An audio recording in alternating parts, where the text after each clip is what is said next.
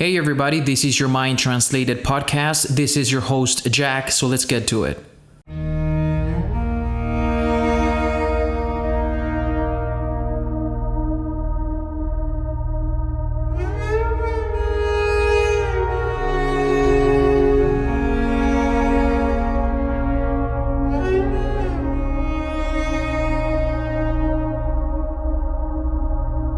Hey everybody, welcome back to another episode. Today I want to talk about something that I've had in my mind for quite some time, and I've always found very interesting and often overlooked. So I'll give it a go. Hopefully you'll find it as interesting as I do, or maybe you'll find it fucking boring. But anyways, here it goes. I've frequently thought about the fact that I might be different for different people. And I think I slightly talked about this on a previous episode, but I want to get more into it today. And what I mean is that I might be a great person to someone while I might be an asshole to somebody else. And all this depends on the context and the content of the experience that I've had with different people. So I've been thinking that it's interesting how who I am to myself is different to who I am to everybody else. So who you are depends on who's asking. Have you ever caught yourself wondering, who am I really? Am I the same person with my best friend, my boss, and my barista? Spoiler alert, nope, not entirely. And that's not just because you're polite to your barista and not ranting about your existential crisis at the counter. It's because our identities are relational. Our personalities are like that. Each interaction draws out a different hue based on the situation and the person we're engaging with. It doesn't mean you're fake or inauthentic. It means you are complex. And by you, I mean me, I mean we, I mean all of us. We're all very complex. What psychology says is that we are social chameleons, adaptive and constantly changing. The idea ties into something called the looking glass self, a term coined by a sociologist called Charles Cooley.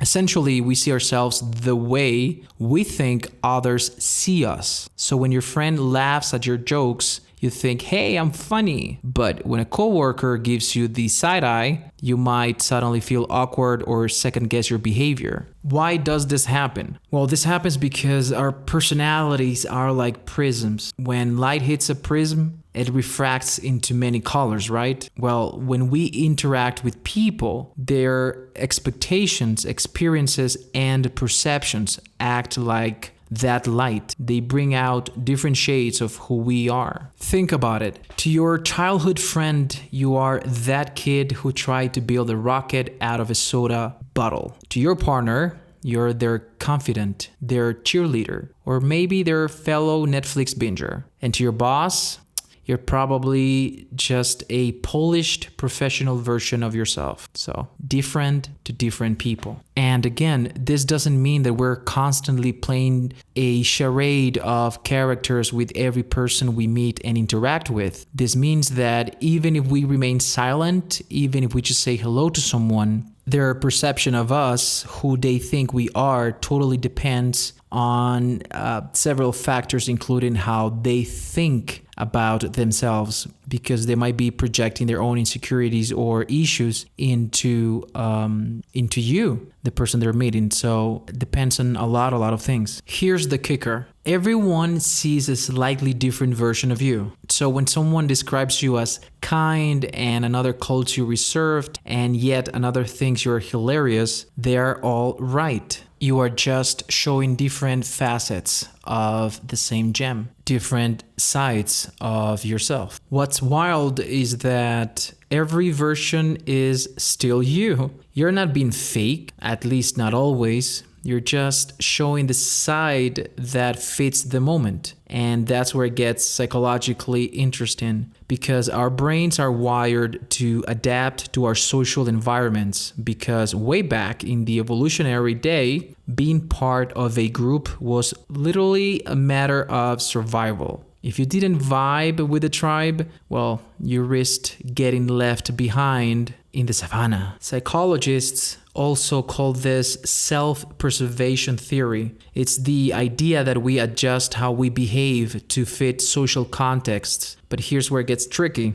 If we're always tweaking how we show up, does that mean there is a real you underneath it all? Well, here's my take. The real you is the sum of all those facets. You're not a single fixed personality, but a kaleidoscope of experiences and interactions. And isn't that a beautiful thing? Knowing all this can help us put aside all the pressure to be the same person all the time. Because you're not a static photo. You are a movie constantly unfolding.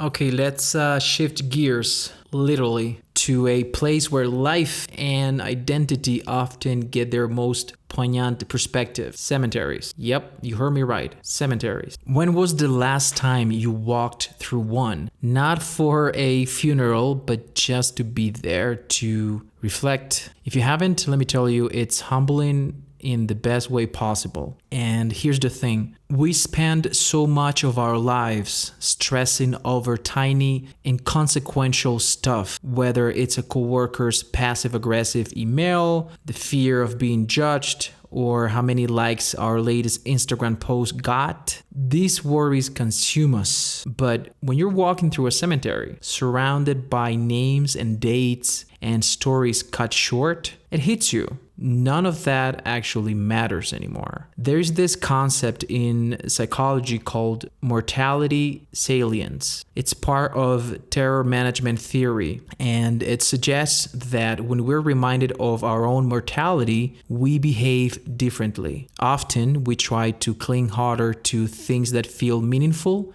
relationships, goals, and even values, but what if instead it helped us let go? Imagine if every morning, instead of obsessing over a petty argument, you thought to yourself, one day I'll be a name on a stone too. Is this worth my time? Suddenly, the urgency to win an argument or stress over someone's opinion evaporates. Cemeteries teach us this in a visceral way. And where it gets really freeing is when you realize how fragile and temporary life is. You can start to live with fewer fucks to give, and that doesn't mean you stop caring. It means you care better. You focus on what really matters. You spend time with loved ones, chasing passions and showing kindness and trying to enjoy this life as much as you can. Because this ride is temporary. Kings and queens, conquerors, celebrities,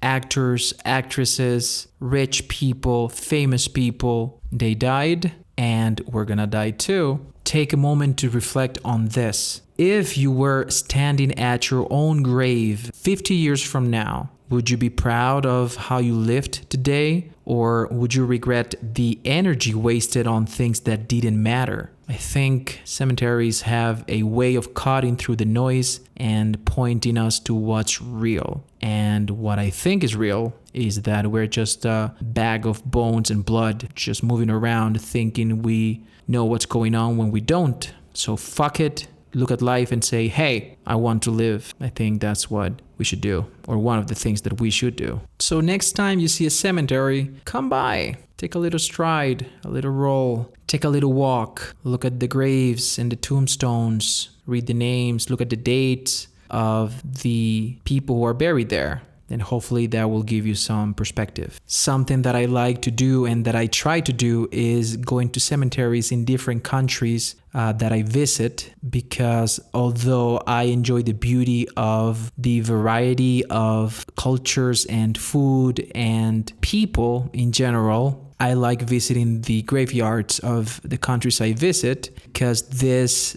puts into perspective the fact that it doesn't matter what you believe, it doesn't matter your religion, it doesn't matter your culture. We are all going to the same place, at least physically. Whatever you believe happens after that, I will leave that up to you. But in this realm, we're going all to the same place, and that place exists in every country, and that's a cemetery. So to wrap up our episode, embrace your many selves. and stop sweating the small stuff. I think today's topics have something in common, and that is that whether it's realizing you are a multifaceted person or accepting the finite nature of life, both are reminders to let go of perfection and focus more on authenticity. Life is too short to obsess over how people perceive you or to waste energy on trivial concerns. Be the kaleidoscope. Embrace every side of yourself unapologetically. And when it feels like the world is weighing you down, take a stroll among the graves. Not to be morbid, but to remind yourself you're here now, but you might not be here tomorrow. So make it count. Because remember, every day we wake up, we're only a hiccup away from oblivion. I am going to play you out with a song by Carsie Blanton. The first time I came to know this song was from the podcast, the excellent podcast Tangentially Speaking by Christopher Ryan. That's his ending song of his podcast. The song is called Smoke Alarm, and I think it fits perfectly with today's episode.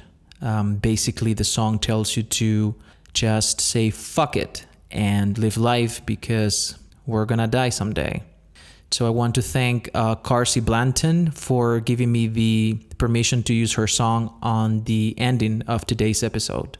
If you enjoyed this episode, leave a review down below, a comment, give it a like on whichever app you're using to listen to podcasts. Share it with a friend if you think that friend might need to hear a different perspective. I thank you for letting me be in your ears for this short period of time. You can see the links to my Patreon and the website Buy Me a Coffee down below, where you can donate and support the podcast. Tune in for the next one. Remember that you are not only what you eat, but you're also what you consume mentally. Much love, everybody. Khodafis. He said, baby, what's a big deal? Feel what you wanna feel. Say what you wanna say. You're gonna die one day. For example, I could kiss you just because I want to. And what's the difference if you turn away? I'm gonna die one day. Why do you waste your time thinking about your reputation? Trying to meet an expectation, wondering what they're gonna say. When everyone you've ever known is heading for a headstone. I don't wanna give the end away, but we're gonna die one day.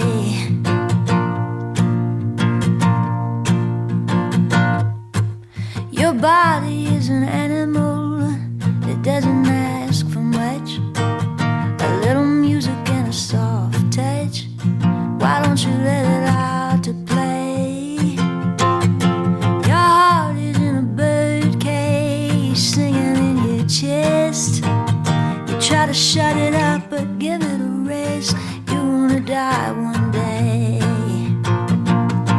Why do you waste your time? Think about an obligation, running from a confrontation, wondering what they're gonna say. When everyone you've ever known is heading for a headstone.